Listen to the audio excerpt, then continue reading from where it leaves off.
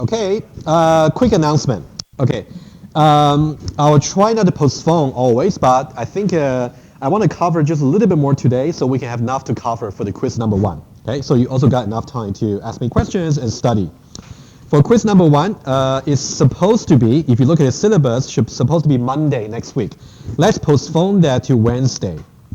So you can still drop by my office hour Monday if you wish, but for those of you who want to ask me a question earlier, this Friday, 2:30 to 3:30, you can also come by to ask questions. I think it's January 22nd. 22nd? Yeah. Are you sure? Yeah. I believe you. I trust you. Okay. That's good. Yeah, exactly. Good. Thank you. Yeah, so Wednesday next week will be quiz number 1. It will be cover whatever I will have covered today, basically. Okay, I'll be precise about the slide number. What will be the style? I will give you some guidance, maybe either today or tomorrow. I'll send you a Moodle announcement. But you'll be given about 15 minutes, and then you might be, for example, you might be given some epsilon-NFA, and then we'll ask you to convert that into DFA, which we'll talk about today. That's one possible question. Oh, yeah, yes. The assignment, yes. According to the schedule, I will release that next week. No. It could be, right? Yeah. Oh, no, actually, when you see assignment number 1, it's actually, you're supposed to do that for 2 weeks. Yeah, don't worry, we'll figure it out. Yes, we'll sort it out, yes. So the questions on the quiz will be similar to like what we're seeing in the slides? Yes, so quizzes are not supposed to fail you, don't worry, okay? So basically, if you understand the example in the slides, I'll give you something similar. May not be identical, but similar difficulty level. As long as you study, you should be fine. Yes.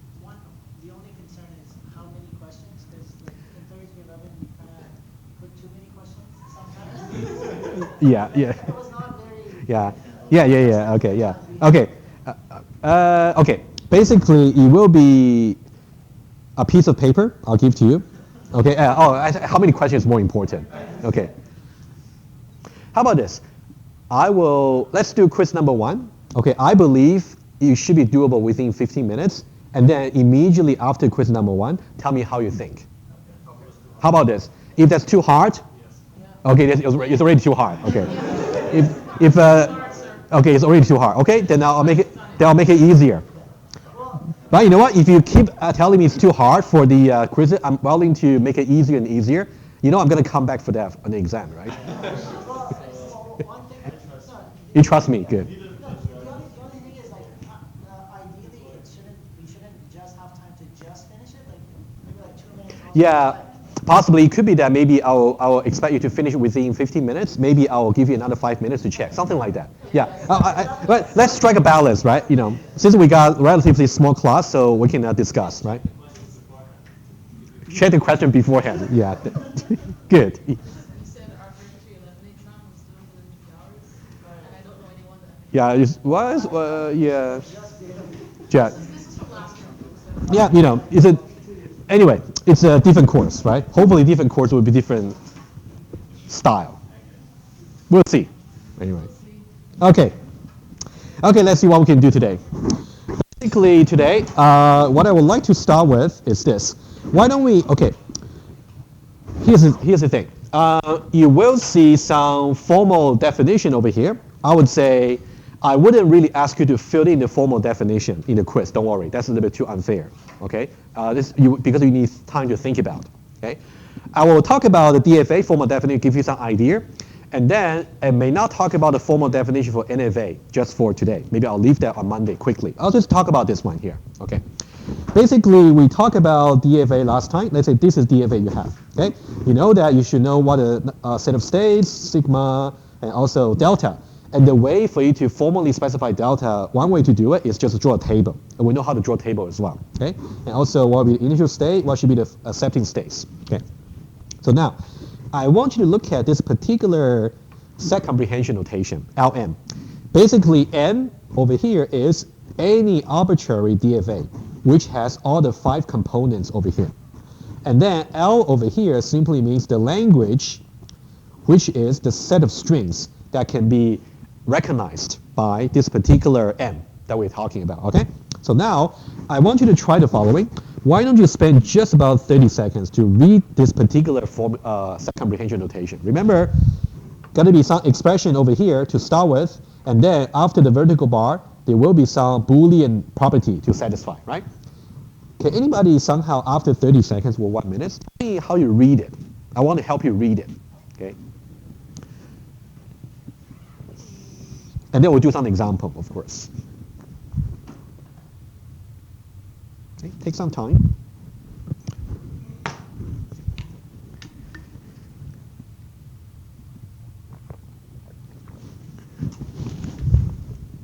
Okay, anybody? Just explain to me roughly. Yeah, Ash, go ahead. A1 to A is just a string. It's saying it's the set of all strings such that each individual character is from the alphabet. That's AI, B, and sigma. Mm-hmm. And then the delta, all that just says that when you look at a character in a given state, Mm-hmm. you go to the next state based on the rules of Yeah. delta, and then you end in the final state that basically represents that you accepted the string. Yeah, for example, Qn, yeah, for example, Qn over here is a member of F, right? Basically, roughly, yes, Yeah, yes. so I'm saying if you look at a string, you just follow the rules, and Mm-hmm. you end up in one of the final states, and you accept that string, and therefore it's Yeah, basically, yeah, that's correct. Basically, you're trying to say, given any string in the following formats. For any given string, I can divide it into n characters, A1, A2, up to AN. For example, if this is my string, for example, 0, 1, 0, 1. Okay, that's A. Oh, there's a string. And then you can think about, according to the definition here, let's say this is A1, this is A2, A3, and A4, because we got 4 characters, right? Okay? And now I over here can be 1 or 2 or 3 or 4. 4 possible values depending on the length of the string. And then, of course, over here, so that just tells you the range of I. So n over here will be the length of the string. Okay? And now, first of all, each AI, 0 should be part of the alphabet, 1 should be part of the alphabet, and etc., right? Each one of them. Okay? And then, now, this guy here is the interesting bit. Okay? This one here basically tells you the following, right? So tell me this. What would be the first I value we have to talk about? No, I, not I, well, I. Yeah, I will be starting from 1, right? Okay. When I is equal to 1, in that case, let's try to replace this. We are saying delta over here, Q, I minus 1, which would be 0. And then, comma, and then A1. So what does that really mean? That means I'm starting with Q0.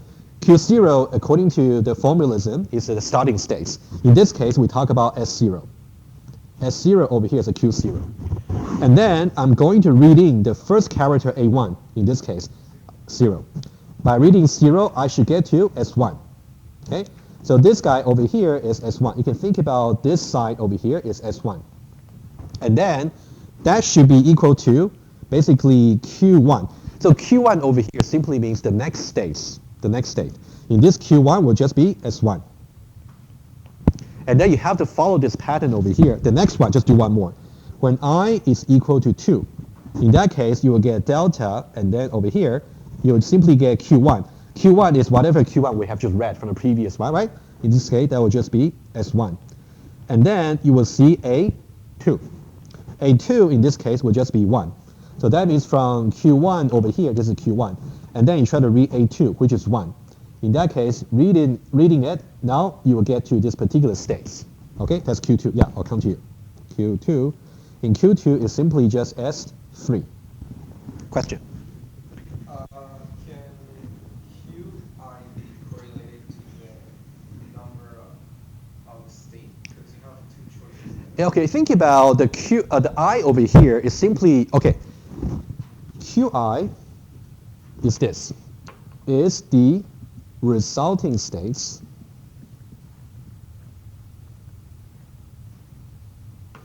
after reading. I don't think equal is the right one. Maybe Mhm. it was part of this set, since you have many choices. No, let me see. After reading the ith character.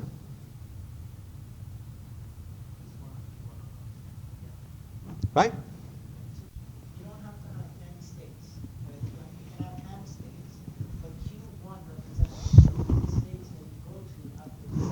How about this? Let me draw some diagram. Okay. Think about for any in general DFA you're given, right? You start with the initial state, which is Q0. After this, you try to read the first character, A1. Okay? After that, you will get basically Q1.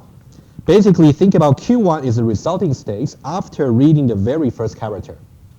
Right. But And then after A2, after A2, you will actually just go to another state, which is Q2. So now Q1 and Q2, by the way, could be the same, maybe different. So this is just like a general formula. Yeah, they're basically like a placeholder just to make the formalism work. Okay, you want to think about it maybe? so it just says in some state it does exist. Sorry, say it again. So it pretty much says the state does exist. No. It's saying that when you try to read Q0 first of all is a starting state for the first character, Right. A1. Okay, in our case, you can think about the starting state is simply S0 for the first character 0. And then the resulting state, the way you calculate that is by using delta Q0, the starting states, and then the first character. It will, in this case, it will just give you Q1. I get that, but my question is, let's say A1 is not 0, it's 1. Yeah, so that's what I wanted to point out, that Mhm. on different strings, Q0, but well, Q0 is always the same, but Q1 will be different potentially on different strings. We just define the placeholder, the states Yeah. line up and out, So think about the string you have, for example. depending on the state. Think about the input string can be divided into different characters, right? The first two characters is simply A1, A2, and etc. Right? We're going to read the first character first of all. You can think about before reading this, we are now in Q0. After reading the first character, now we ended up in Q1. So we only care about Q and the same. Well, you care about first of all where you are in the input string. What should be the next character to read? Number one. Number two, you should worry about what's the last resulting states, because the next character to read will actually start with this particular resulting states. You keep going until, let's say, for example, after so many. Let me see this. Yeah, let's say 0, 1, 0, 1, for example, right? Let's say I have read this many characters, so 0, 1, and also 0. The resulting states after reading the first three characters will be S1. Agree? So now the last character to read will be 1. I'm now in S1, and now I'm reading. Let me use a different color. I'm now in S1, and now I'm reading just the last character, which is 1. That will lead me back to this particular state, which is S3. Right? After this is S3.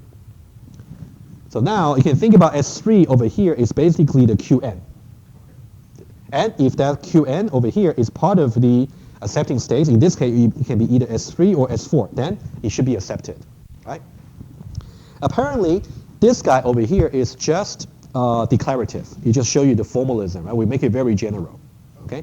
You may have seen this maybe back in 2001. Maybe it doesn't make any sense to you at that point, or make sense used to.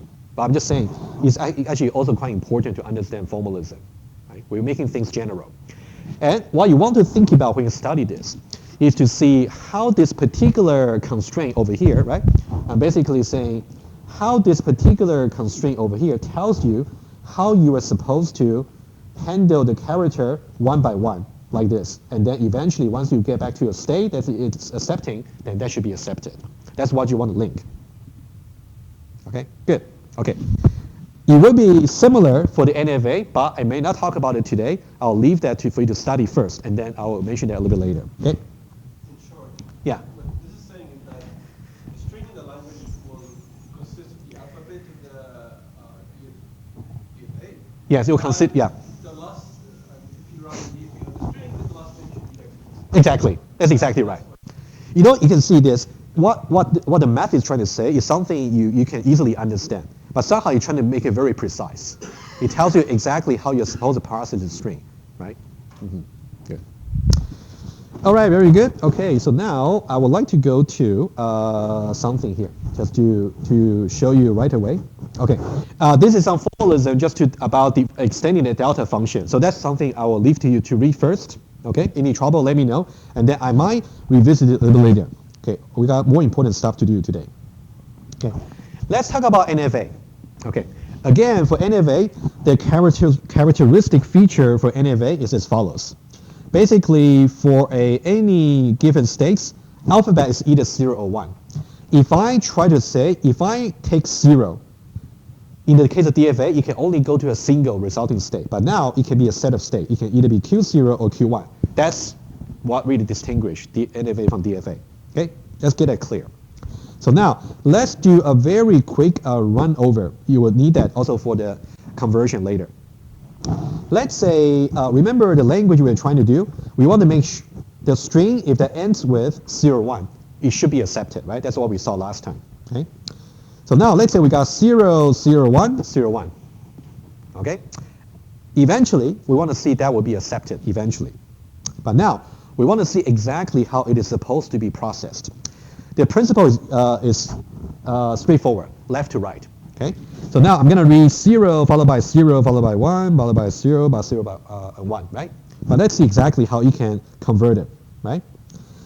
Now, initial states is simply just Q0. Agree? Okay. Now, if I say I read 0, what should be the resulting states? Q0 and Q1, right? So now if you look into the slides, the return value for the transition function should be a set of states. So now you'll be Q0 and Q1. So what this means is when we try to read the next character, you have to consider both Q0 and Q1, both branches. Okay, so now let's go to the next one. If I want to read about 0, right? How can I know what are the possible resulting states?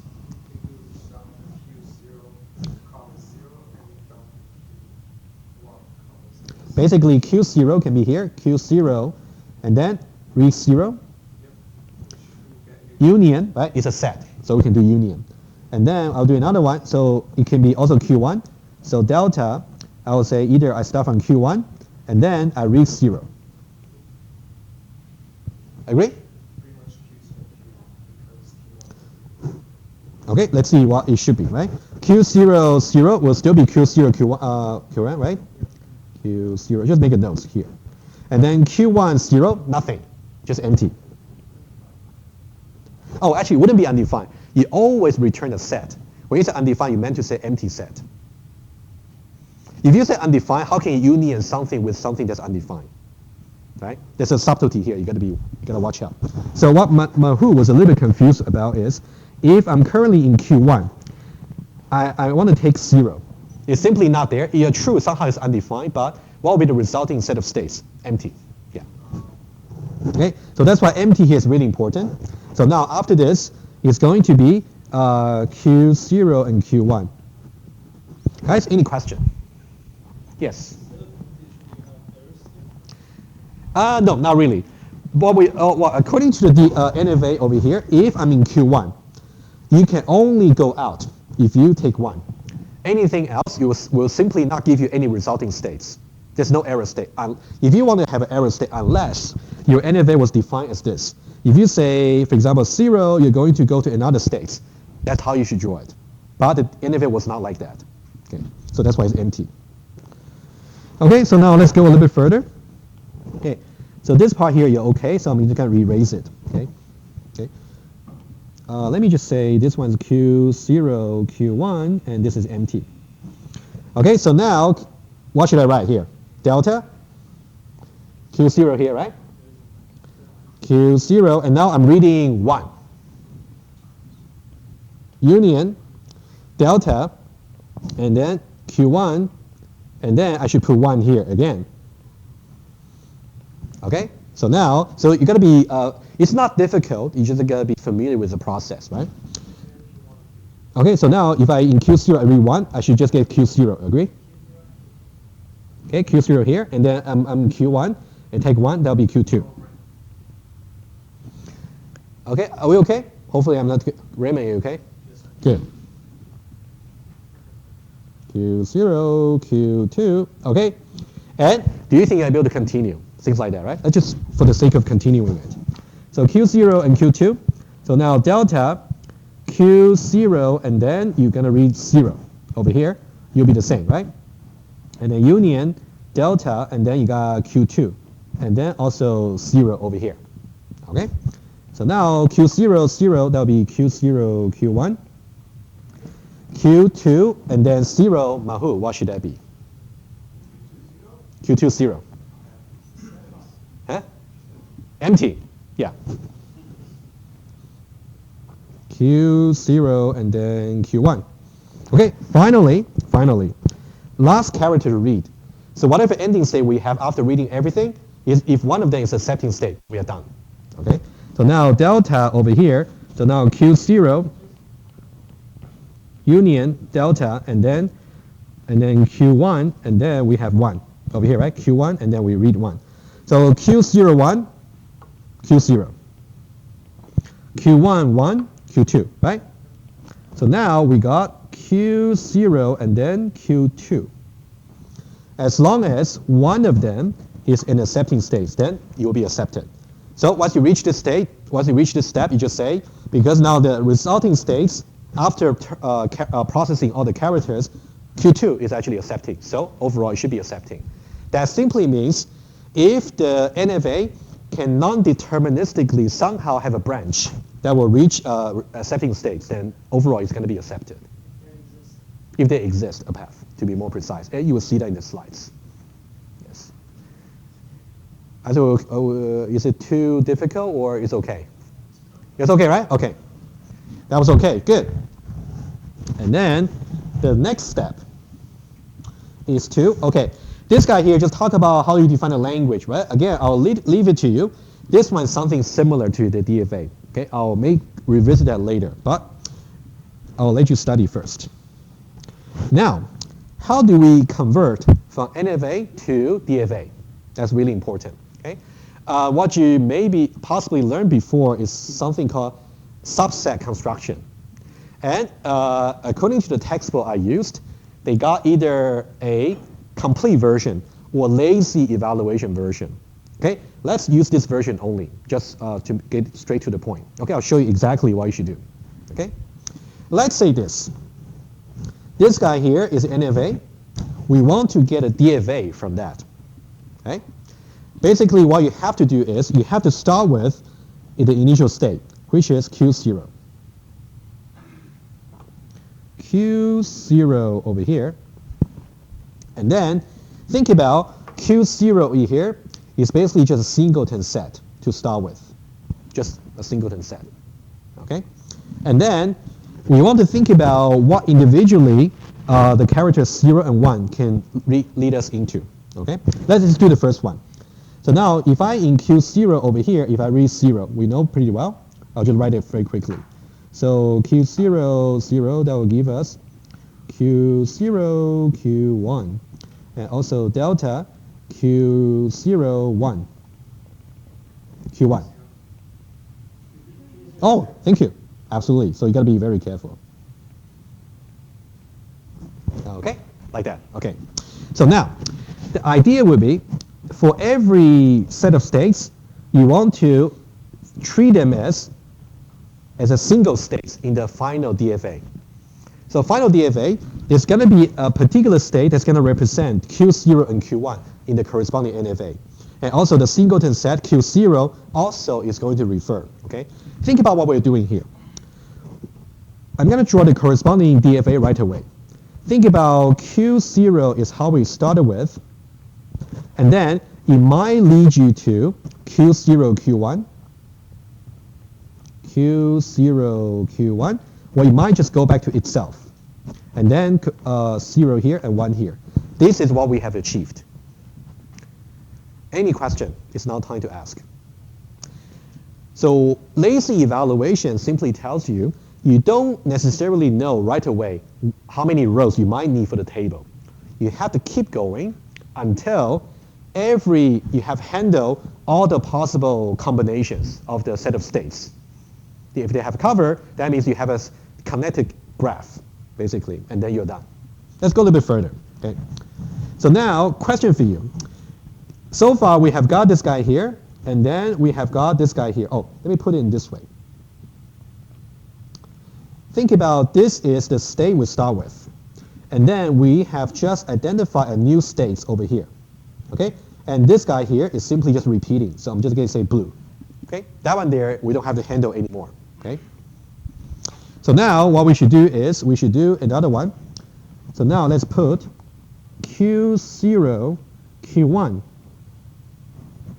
over here. Okay? So now what I'll write down the expression you should really write. Okay? You should really know. So delta, so Q0 and then 0. Union delta, if I go to Q1 and then also 0. I can see that 0 corresponds to 0 here. Q0, Q1, Q0, Q1. Okay? Are we okay with this? Good. So now, what should the answer be? Q0, Q1? Okay, because this guy, this guy here is empty. This one's Q0, Q1. Okay, good. Q0, Q1. And the good news is this guy here is repeating. Just mark it. So this one is not repeating. Okay. What about the left-hand side, the right-hand side? Let's do that quickly. Delta, and then we say Q0, 1. Union delta Q1, 1. Okay, let's see this. Okay, Q0, 1, that'll be Q0, and then Q1, 1, that'll be Q2. Right? Q0, Q2? Thank you. Great. Of course, in the quiz, you will do much faster than this, right? Okay. Yes, go ahead. I might know what you want to ask, but go ahead. Okay. Okay. So here, I just want to bring everybody into the memory. In the quiz, if I didn't say you have to do this particular calculation and show me the step, you don't have to. If you can just calculate, that's fine. As long as I can see this final thing. Okay. Okay. Okay, so now you can see we just identified another new state, which is Q0, Q2, right?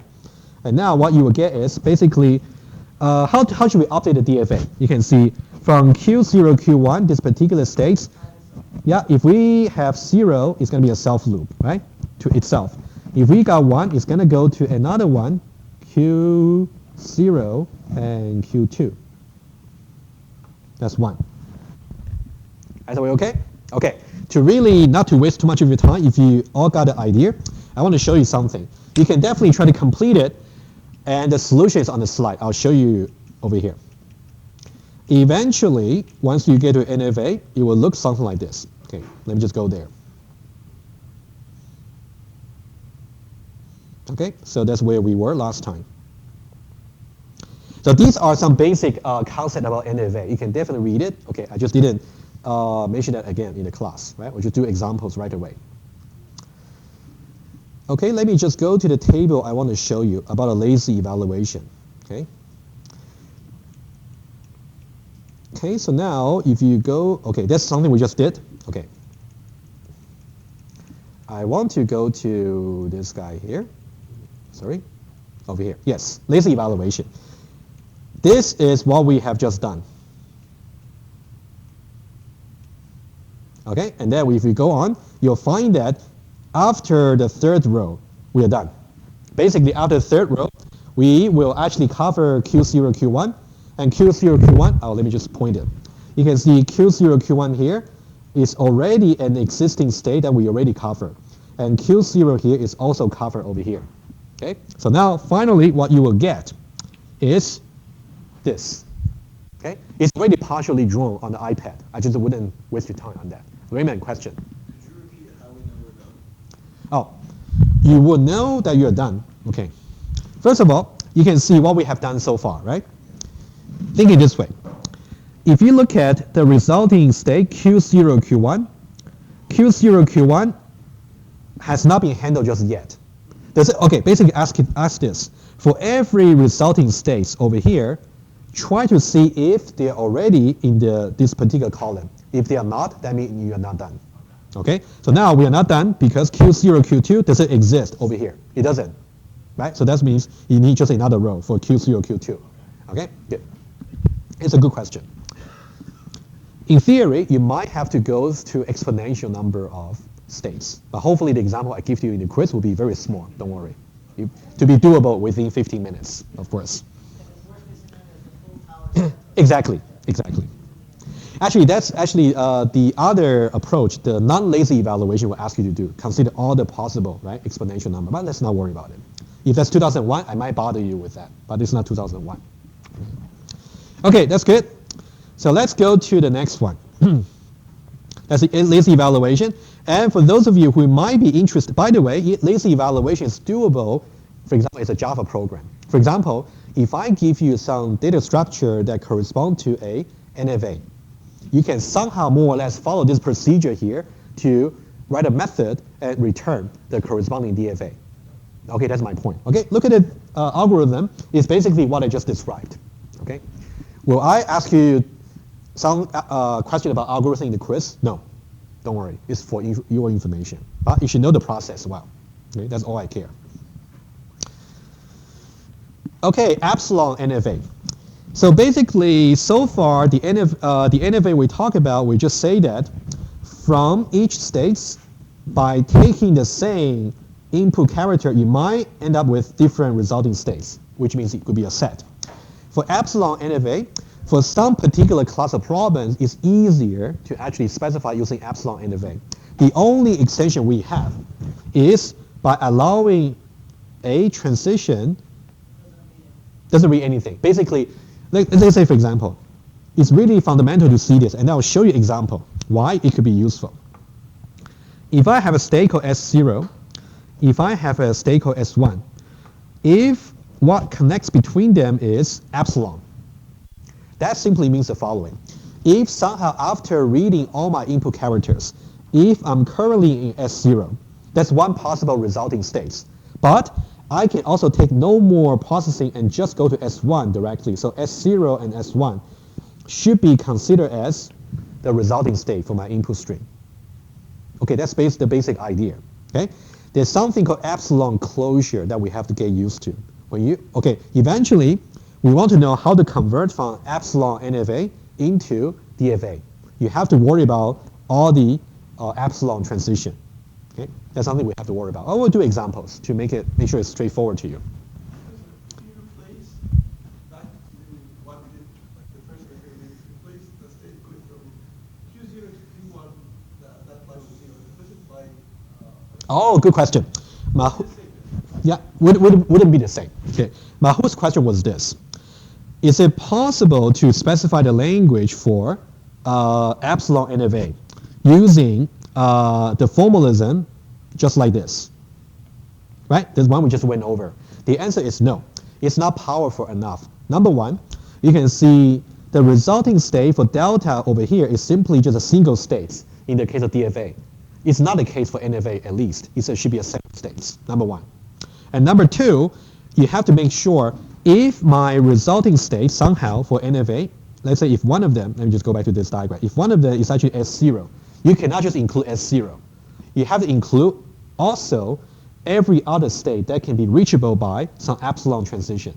That should be S1 should be included as well. But we'll see that. Yeah. My point is, you need some a little bit more dedicated formalism to specify the language for epsilon NFA. And that's in the slides. But DFA is equal to NFA. DFA is equivalent to NFA, it is true, but you have to do some conversion. The expressive power is the same. Right?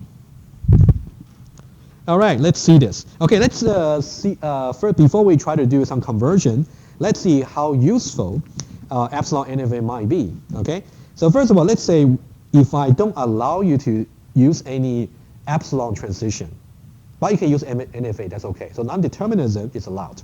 Let's just do one example here. Let's say I want to do so there are at least three classes of problem that you may want to use eventually epsilon NFA. Let's say I want to specify a language which will be a set of strings, and the string can be broken down into two parts, x and y. For x and y, it's just going to be zeros and ones. For x, it's going to be having alternating zeros and ones, and for y, it's going to be odd number of zeros and odd number of ones. Okay. Let's say without epsilon, right? Let's say without. Of course, with it would be, that's why it's called motivating example, right? This, don't worry, I'm not going to ask you to draw NFA for a problem like this in a quiz. Okay? It's just too difficult. It's doable, but difficult. However, it's incredibly straightforward how things should be done using epsilon NFA, because it's more like a decomposition of the problem into two parts. You just join the two parts using epsilon. Okay, let me show you what I meant. Okay, think about the following. You see what I mean? Because after you finish with x, you can translate to y using epsilon. Exactly true. Okay, think about this. You can basically think about it's more like a separation of concern. You can tackle the problem individually and try to use epsilon to connect them. You just have to know how to connect, the way to connect them. So in this case, let's say if I can get a NFA for x, you definitely know how to specify this, right? We already covered this. You definitely also know how to do this. A number of 0, a number of 1s, right? So x and y, if you can somehow do them individually, and then all you got to do now is to say, starting from here, and then just connect them by using epsilon. All the acceptance states arise to the initial state. Something like that, yes, yes. I'm just being a little bit informal here, but that's my point. If you have something like multiple and conditions, you just do each condition separately and then use epsilon to. Oh, no, actually, you know what? What you say is not, okay, it might be confusion. I'm not saying whenever you got conjunction here, you should use epsilon. That's not true. The reason I'm using epsilon is because I got concatenation between two parts. I can do the first part and the second part individually and connect the two parts using epsilon. Maybe that's what you meant. Yeah, I'm just saying, if you only say, oh, since I see conjunction, so I should use epsilon, not necessarily, okay? This part here, I'm just concatenating x and y together, so I can use epsilon, okay? Let's see another one. So now in this case, you don't have conjunction. You got disjunction. So now, I have basically say, I want to have all the list of string W such that W can either be alternating zeros and ones, or it can be zeros, odd number of zeros and odd number of ones. So you can use epsilon in the starting state. If you're in an accept state, like if you're in a state where it's denominator number 0 and 1, so you can potentially go into the next part. Actually, yeah, no, it's okay. You know, it's a little bit more complicated than necessary. Okay. Yeah, let's see this. Yeah, it's compositional. If I can somehow, can we just say, let's say this guy here is constraint C1. And the second part over here is the constraint C2. I can easily draw NFA for C1, agree? Yeah. Okay, I can also easily draw another called C2. Okay, so now all I got to do is as follows. I create another extra starting states, and then I can either go here or I can go here.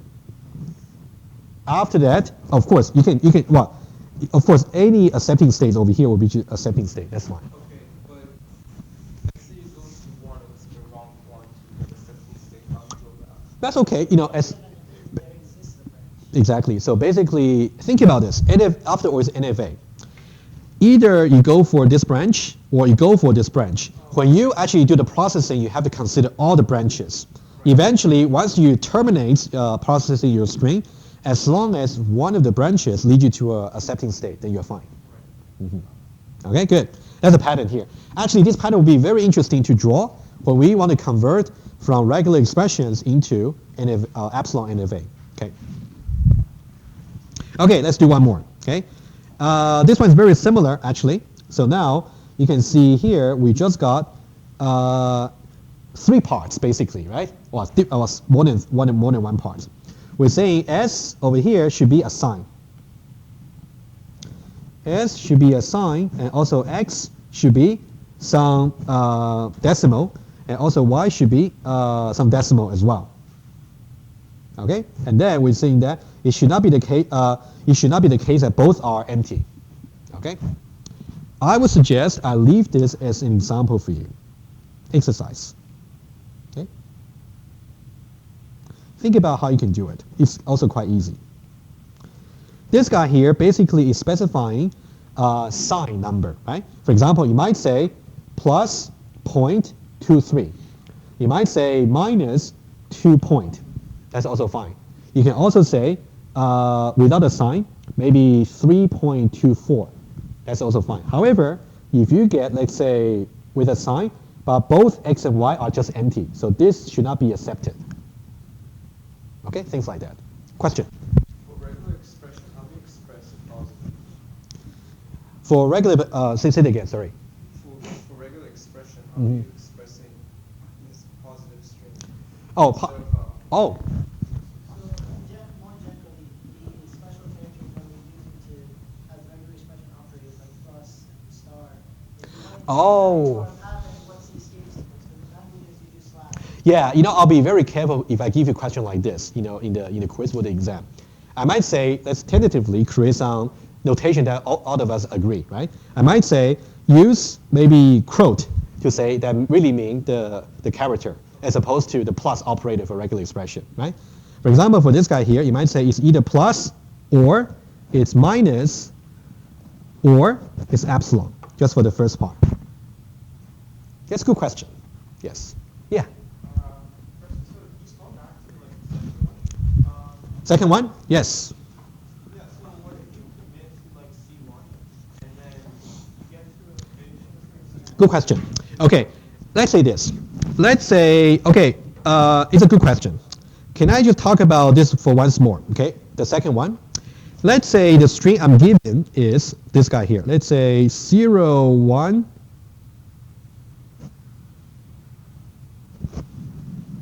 Zero, 1, 1, 1. Are we okay? Okay, let's say this. Okay. First of all, do you think 0, 1, 1, 1 should be in this language here? It has an odd number of zeros and an odd Yeah, right? Apparently, first of all, 0, 1, 1, 1, does it have alternating zeros and ones? Well, it apparently got consecutive, right? So that means this branch is not going to work. So now, to process that language, to process that string, okay, you can think about, we started with here. Either you can go to this particular branch and use that pattern to match this. It will fail. That's okay. However, at the same time, we also got another branch which is going to use this pattern to match it. That one is going to succeed. As long as one of the branches succeeded, you're fine. Question, what if like you found a string that is like half of it is accepted by C1 and then immediately after the second half is accepted by C2? No, because in this case, we're saying the whole string must be either satisfying C1 or the whole string satisfying C2. You usually get a mix depending on how you mix it. It's like the first example. Yeah, because Yeah, after you go to C1, there's no way to get down to C2. that's true. So once you, okay, No way they can break it up. let's say over here, if I already commit to this particular C1, I'm only using C1 to match the whole string. I'm not saying I'm only matching the first part using C1. So what you're really saying, maybe the first language X and Y. So say the first part X should be matched by X over here. And the second part Y should be matched by Y. So you talk about different problems here. Okay? Yes. Would it be considered cheating if, let's say, you have a starting state and then you go epsilon to like an accept state, Yeah. and epsilon to a non-accept state, which always good. Well, that would accept every string, but then we And then also the choice of the NFA you pick. Basically, you're saying, okay, that means that it accepts every string. That's what you let's say you got a state over here. Either you can go to accept states right away, right? Or you might just have to do a little bit more work, right? Basically, this particular epsilon-NFA is just going to accept any string because it's always possible to just go to this particular accepting state. You just accept everything. But may not be very useful, right? Yeah, practically. It's a trivial, like it's the trivial, one of the trivial languages. You just accept sigma star. That's true. Yeah, that means the language over here, that's true. It will just be sigma star. Good. If we replace the or by that, Replace the or by and.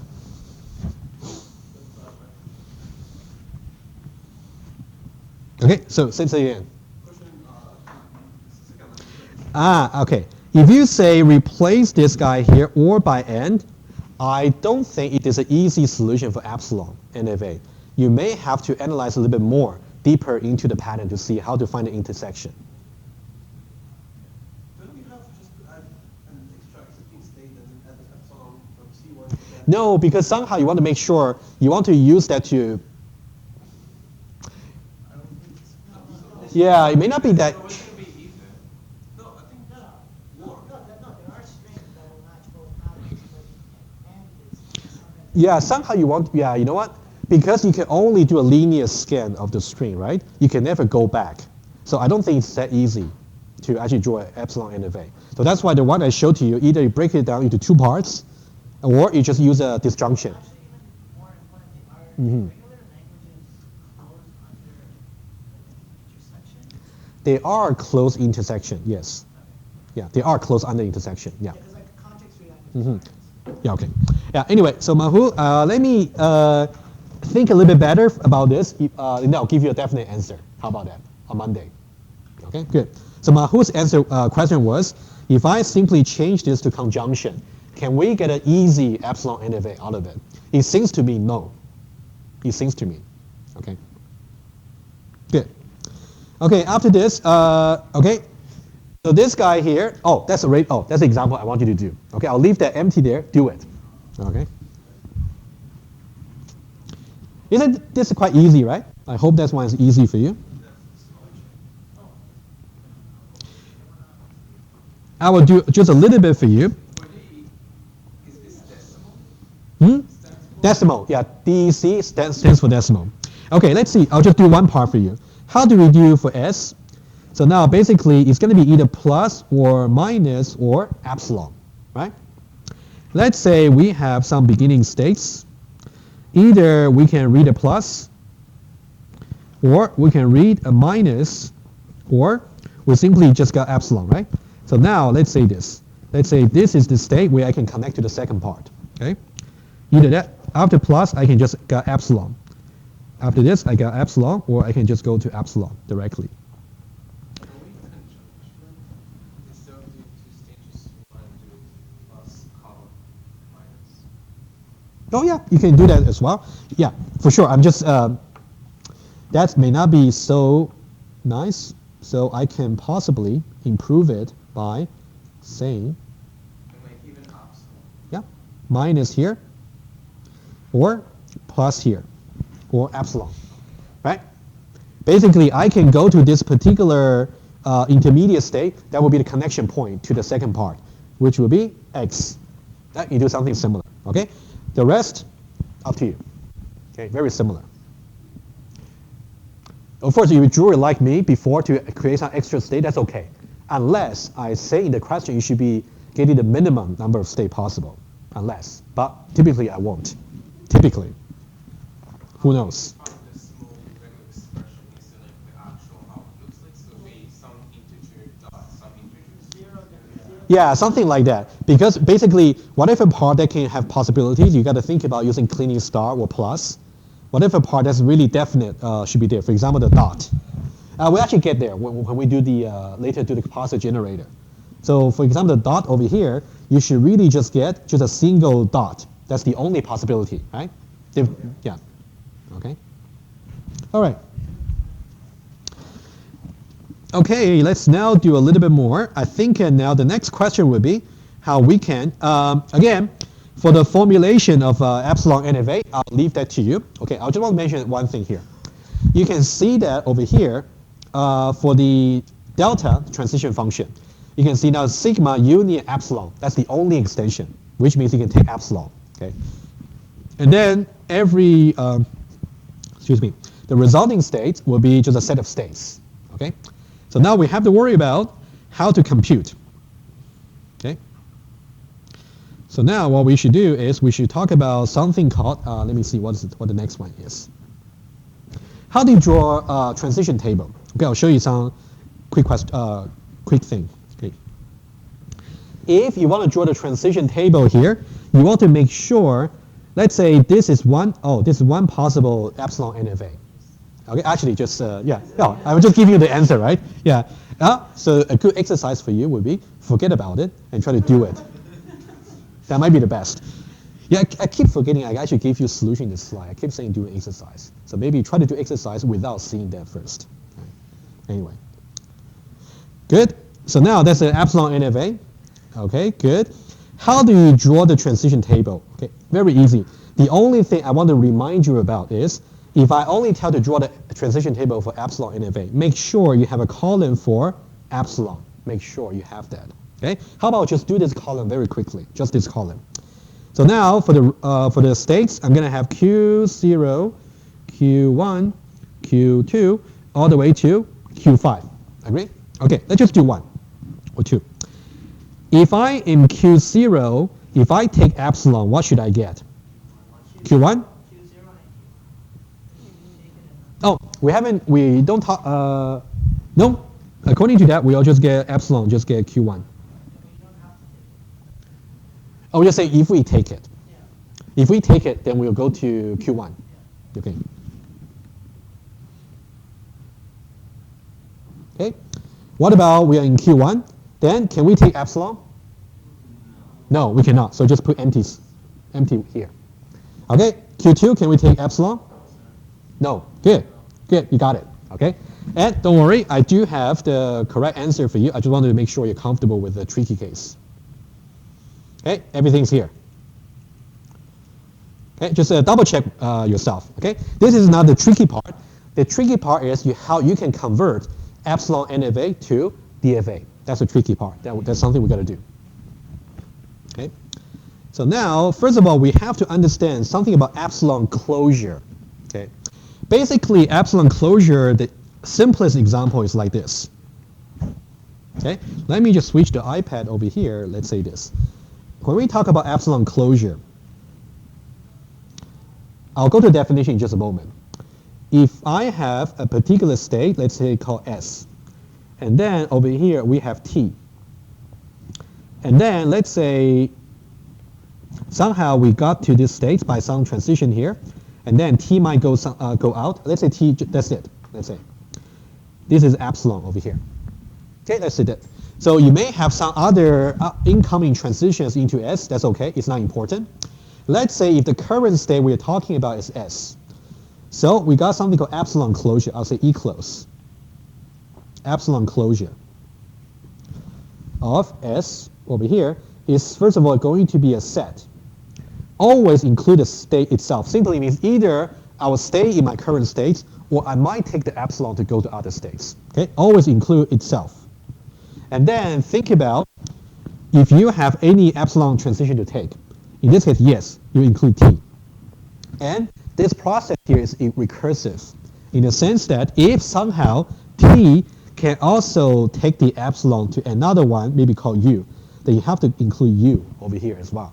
So you have to keep growing the set. Okay, good. Let's see the definition there. It's recursive. The definition is if you simply got E close, it's a total function, which means given a particular current state, it's going to give you a set of states. Okay, a set of states. How do we define that? So if you say epsilon closure for Q, for example, right? Itself, first of all. Union with, you're basically going to see the following. Find out all such P, all such state, which is P, reachable from Q using epsilon, and then calculate their epsilon closure and union them together. Okay, I'll write it down.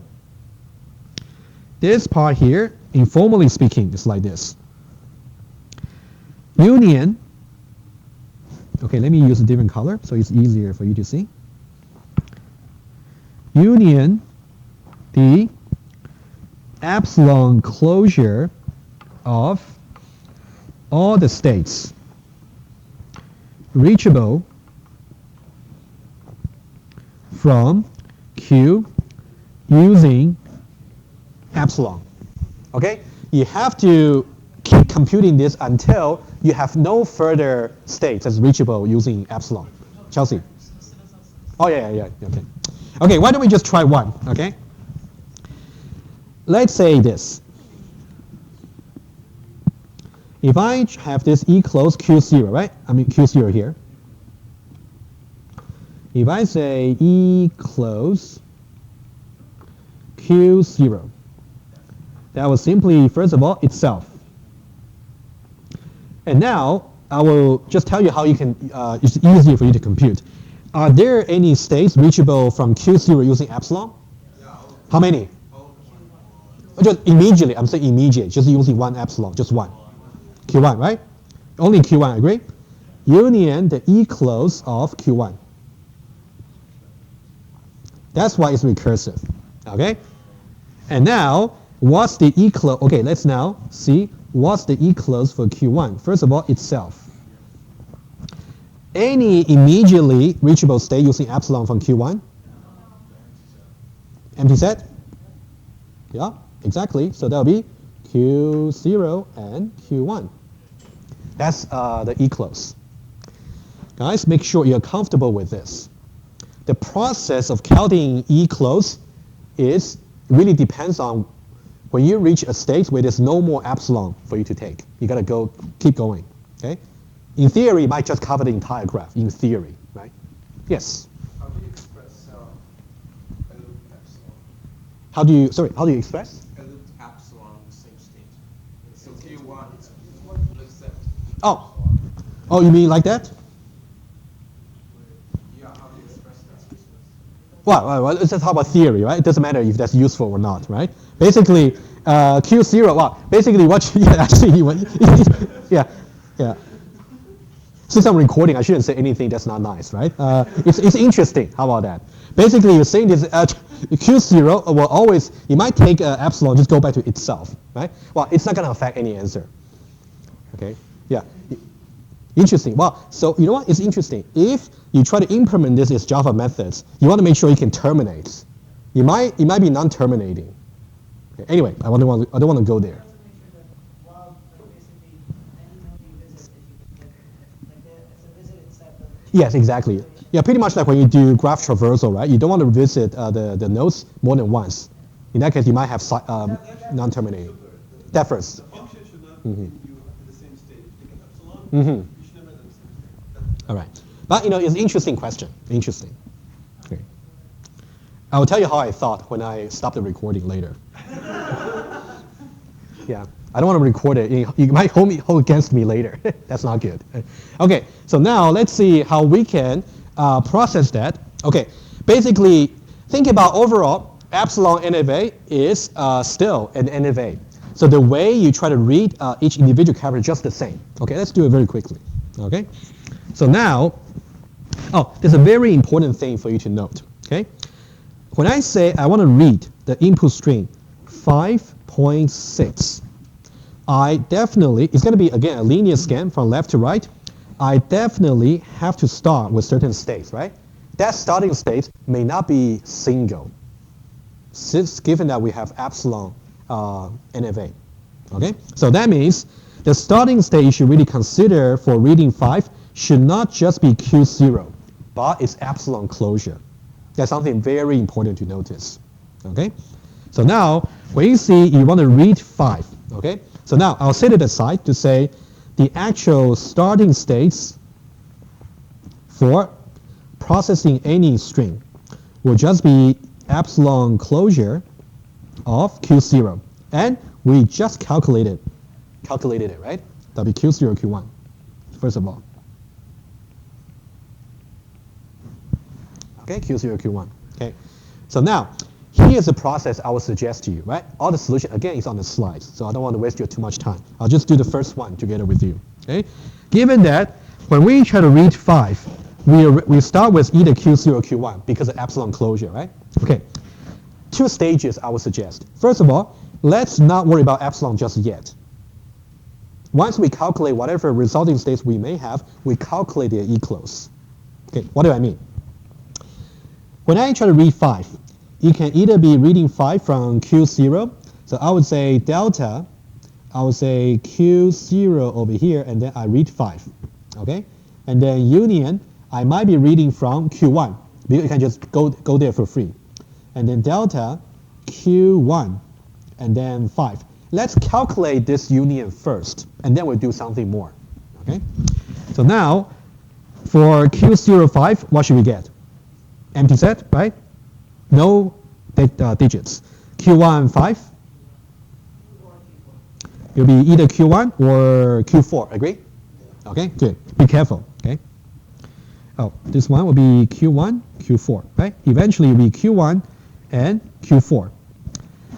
This simply means the resulting state will just be Q1 and Q4. However, you want to make sure Q1 and Q4 themselves have no immediate epsilon for you to go to, right? So what you want to do is you want to calculate the E close for Q1. Okay, you can do the detailed calculation, but if you only look at the diagram, what should be epsilon closure for Q1? Just Q1, right? Yeah, there's no epsilon, so that should be Q1. Very good. And union with the epsilon closure for Q4. Q4, there's no also epsilon, so we are lucky this time, right? Just easier. Okay, eventually it will just be Q1, Q4. Okay, so let me show you, or just give you the idea. Again, the point is, calculate the usual transition, and then consider the epsilon closure, and then union them. Okay, let me show you the slides. It's you got complete details over there. Okay, so now what you will see is over here. Okay, after reading 5, you will see, okay, Q1, Q4, right? What we have seen. When you try to read, for example, let's say dot, and then what you will get is eventually, for example, after the first stage, you will see Q2 and Q3. Q2 and Q3. Now, do you think we might have more resulting states? From where? Q3, right? Because now you can see for Q2, it is true you don't have any more epsilon, but for Q3 you do. Okay, so you have to calculate the epsilon closure for Q2 and Q3. For Q2, it's just Q2, no epsilon. For Q3, it will be Q3 and Q5, right? So that's what you will get. Okay, so that means the resulting states after reading dot is Q2, Q3, and Q5. Make sense, guys? Okay, good. Okay, it's tedious, but you just need to know how to do it. Okay, now we are ready to do another conversion. Now, we learned about how to convert from NFA into DFA. So now what we want to do is how do we go from epsilon NFA into DFA? We're basically just going to follow the subset construction, lazy evaluation again. Okay, will be a very similar idea. You just have to know how to handle the epsilon closure. Okay. Okay. Before I do that, okay. So now again, there's a formal definition here. Okay. A little exercise for you, a mental challenge. Okay. Before look at the slides, go to this particular iPad page. I black out something here. Think about what you should put here. Think about it. Okay. Okay, so now how do we do the subset construction? Okay, number one important thing is what should be the first state to actually put over here to start with? I heard Q0. Q0, yeah, the epsilon closure of the initial state. That's why I said what's a epsilon closure of Q0, right? Okay, that's really important. Don't forget. Okay, and we know pretty well that should be Q0, Q1, right? Q0, Q1. Okay, so now, just for this particular epsilon NFA, I just combine 0 up to 9 to be just digits, D. Just make it easier. And then it can be also sign, also can be a dot. Okay, so now let's just do one of them. Okay, how do we figure out this particular guy over here? Exactly. We follow transition and then do epsilon closure, right? Let's do that quickly. Okay, any digits. Basically, for this guy over here, we have to, first of all, we got to say delta Q0, and then some digits. I'll just say D. Okay, we understand that in this context. And then union delta, and then we'll say Q1, and then D. Whatever states you might have, you want to take the epsilon closure for every one of them, and then union them. Okay, you will see complete details over here. Okay, for example, for that particular one, okay, by the way, that's eventually what you will get, this many rows. Okay, this might be only possible for the exam, because that will take definitely more than 15 minutes. For the quiz, if I really give question to you, it will be doable, don't worry. Okay, I don't expect this to be done in 15 minutes. No, not really, no. Eh? You have such a low expectation of us. Wow, actually, I want to make it a little bit easy, for the first one. If everybody got 4 marks, then I can make it a little bit harder, right? Yeah, I'll rather do that. Hopefully, right? Yeah, questions? Why are we starting from Q0, Q1? Okay, why is a very important question. Why did we start with Q0, Q1? It is because, thinking this way, you're basically saying, let's say I'm trying to handle a string, for example, right? If I'm trying to handle, for example, plus, let's say this. I'm trying to handle 0, 1, for example, right? So now, am I trying to handle only from here, Q0, or am I handling from there from Q1? It should be both, right? You should try both branches. But if you only consider Q0 as the only starting state, that's not right, because there's no such thing for 0. Oh, the negative is just a minus sign. Either you have epsilon, which means you have no sign. Or you have plus, that's positive. You have minus, that means negative. Okay? So, again, this is the most important part for you to get right to begin with, right? If you simply start with just Q0, you're already wrong in the first step, okay? Because the idea is the initial states for the epsilon NFA, you might take no work to just make the epsilon and go to Q1. So that means when you read in this particular 0, it might be processed with respect to Q0, or it might be processed with respect to Q1. And only the latter, the Q1, will give you some accepting states, right, eventually. Okay, good. That's about subset construction. Okay, so now you should really try to do some exercise, right, over here.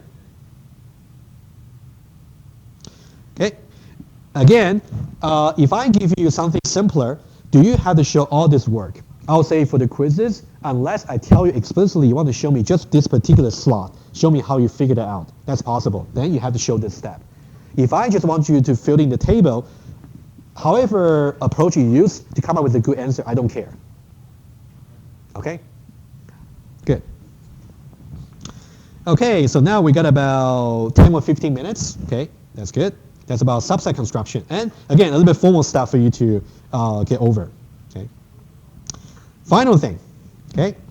How do we convert regular expressions to epsilon NFA? I personally like this one the most because a lot of drawing. However, it's the easiest. I guarantee it's the easiest. It's not hard. Okay. I just want to tell you the principle. Okay. Basically, we have to do this part. We got to draw a diagram recursively somehow. Okay. And then, given some particular regular expression, how do we do that? Okay. So, okay. We're going to follow a particular approach that's going to generate epsilon NFA of a particular shape. Okay, like this. Number one, there should be only one accepting states for the resulting epsilon NFA. Oh, again, don't get lost. We are trying to figure out how to go from regular expression into epsilon NFA, right? The resulting epsilon NFA will always get a single accepting states. And then, for whatever start state it might be, there'll be no incoming. When I say no incoming R, that means the intermediate expressions. But we'll see that. That one's a little bit harder without an example. Okay? But this is most important. One accept states. Okay? Let's go over the rules, and then I'll do examples together with you. Okay? It's very straightforward. We got base cases, we got recursive cases. Okay? Rather than showing you the slide, I would like to draw. Okay? Okay, base cases and recursive cases, right? First of all, let's say epsilon, oh, you know what? Let's say epsilon, how do I draw the corresponding epsilon NFA?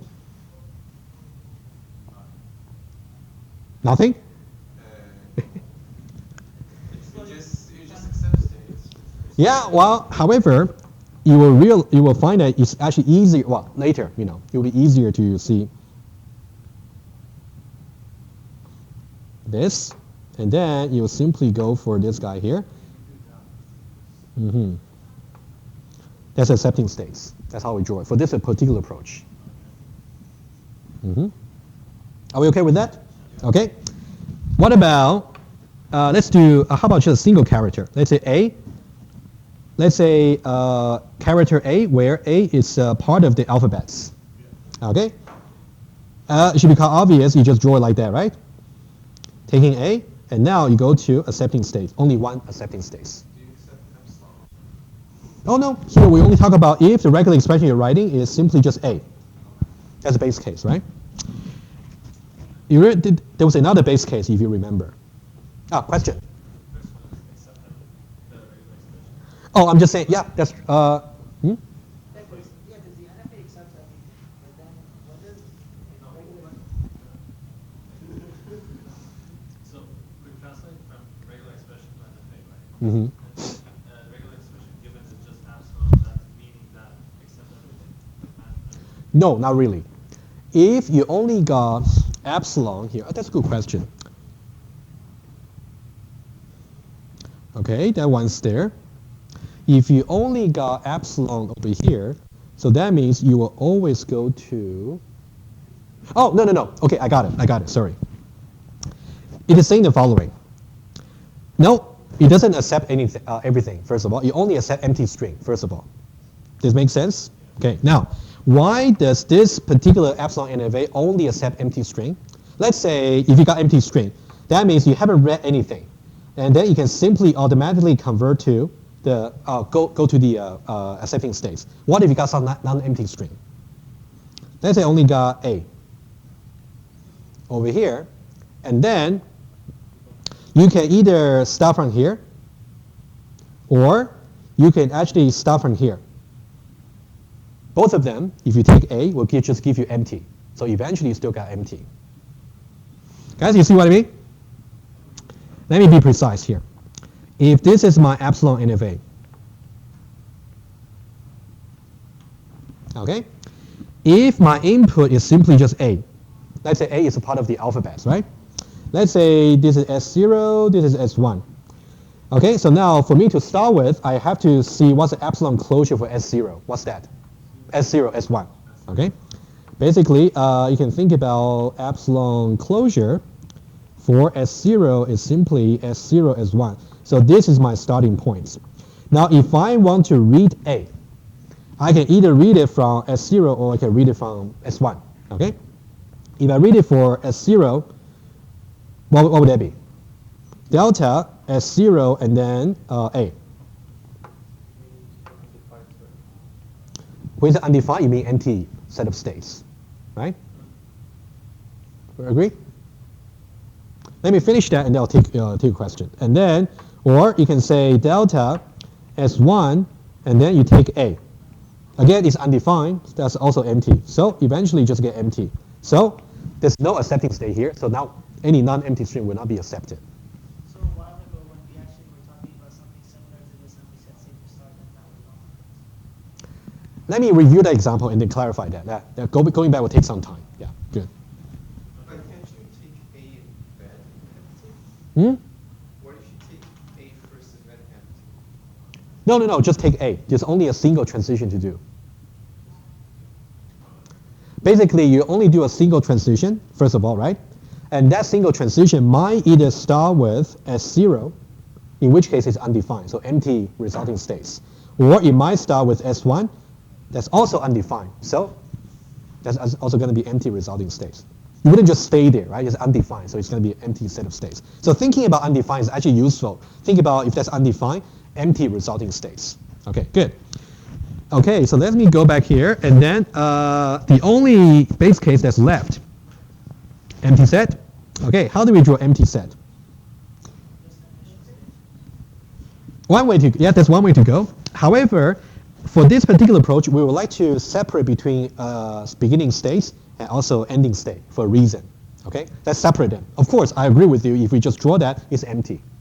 However, for this particular systematic way to convert from regular expression to epsilon NFA, always starting state and ending state different. But we can still draw the end when they accept it, but just not transition. Yeah, exactly. So that's what I would recommend.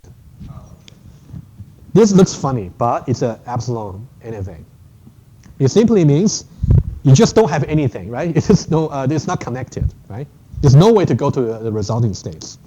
Okay, that's about the base cases. Let's see the recursive case. Recursive case is interesting.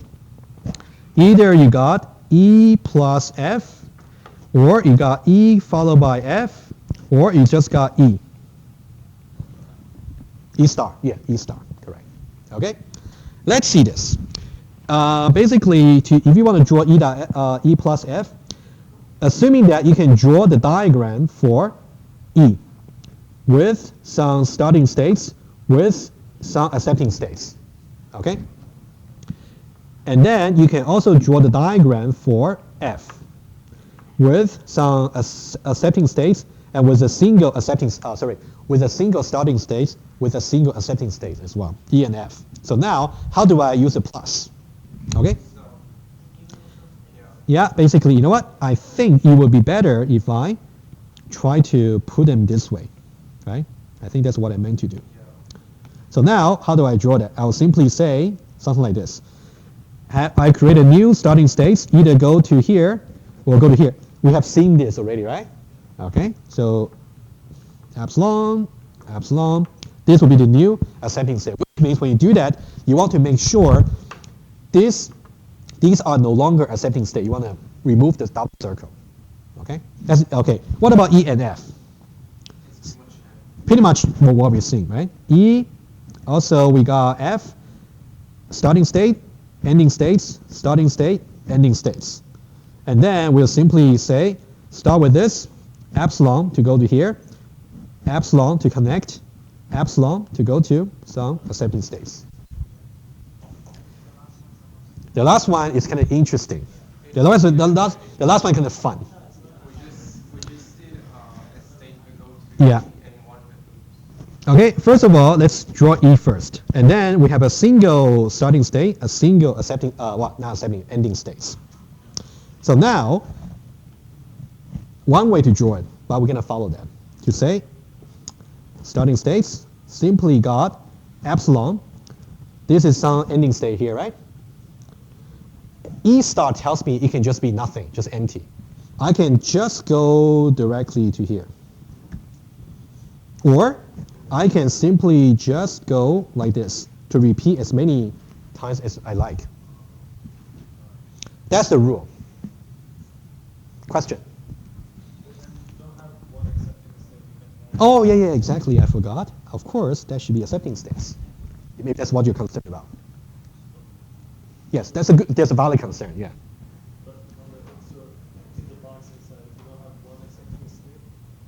Oh, no.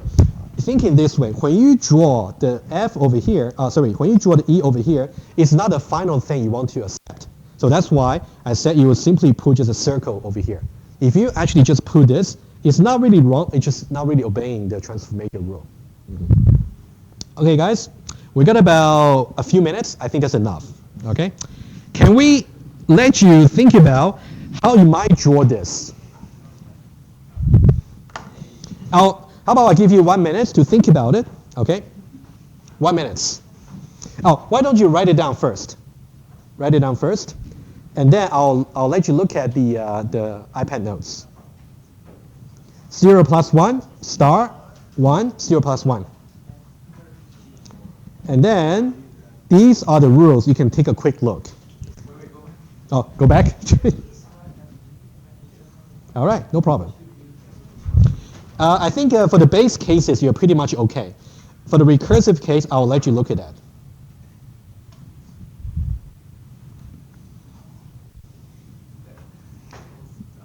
Okay, do you want to see the question again? No problem, if you want to see it.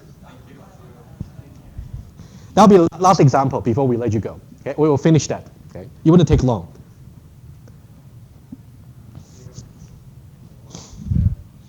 Apparently, okay, I'll give you a little bit hints. Overall, we are doing a concatenation of how many parts? 3 parts. 0 plus 1 star, assuming that you can draw it, followed by 1, followed by 0 plus 1. Okay? 0 plus 1 star might be the most challenging part to draw for this particular example, right? Other things are a little bit easier. Okay? I'll just try a little bit. If you're not so comfortable with it, that's okay. But you're just learning that today. I don't know. We'll look at mine. You can compare. Yeah, well, you're showing me after class, so I got more time, more attention to see that. Okay, let's draw it. I would suggest we do 0 plus 1 first, right? We can do it. The beauty about this approach, you can do it compositionally. Okay, 0 plus 1. So first of all, draw 0. 0. And then 1. And then 0 plus 1, basically over here, epsilon, and then epsilon, and then epsilon, epsilon. Eventually, this will be the accepting state for everything, eventually. Okay, these will be the only accepting states. Are you okay with 0 plus 1? Okay, very good. And I'm pretty sure you know how to draw 1, right? Okay. Huh? You're not sure? Okay, let's be sure. 1, and this is important. Notice that this guy here is just the 1. But this is to connect the concatenation. Okay? How do we draw 0 plus 1? That's the most fun. Okay, in order for you to draw 0 plus 1, you got to draw 0 plus 1 first. In order for you to draw 0 plus 1 star, that's what I meant. Let's draw 0 plus 1. You know that already. So now let's draw this. 0 over here, also 1. 0 plus 1. Epsilon, epsilon, epsilon, epsilon over here. Okay, 0 plus 1. Now, how do we draw 0 plus 1 star? Okay, you got to create some new state, right? Okay, that might be, okay. First of all, I create a new state over here, epsilon. I create a new ending state over here, also epsilon. I might just go there directly. I might repeat for as many times as I like. Okay? So that'll be the overall, that'll be the starting states. And now, what else? Epsilon, exactly. To this. They're connected, right? Good. Isn't that the first two states that kind of obsolete with epsilon to epsilon? No, it's not meant to be minimized. I tell you what, the beauty about these rules over here, they are programmable. You can definitely implement some recursive routine to implement this. Okay? Okay, guys, we have covered everything for quiz number 1. And the quiz will be next Wednesday. And then notice the extra office hour. Yeah? Did you? Maybe you came late. Okay. Just everybody's here, right? Maybe you came a little bit late. That's fine. Okay. Basically, I said in the beginning, quiz number 1 will be next Wednesday, January 22nd. I'll confirm by Moodle announcement today. And Friday, there will be some extra office hour, 2:30 to 3:30. All right?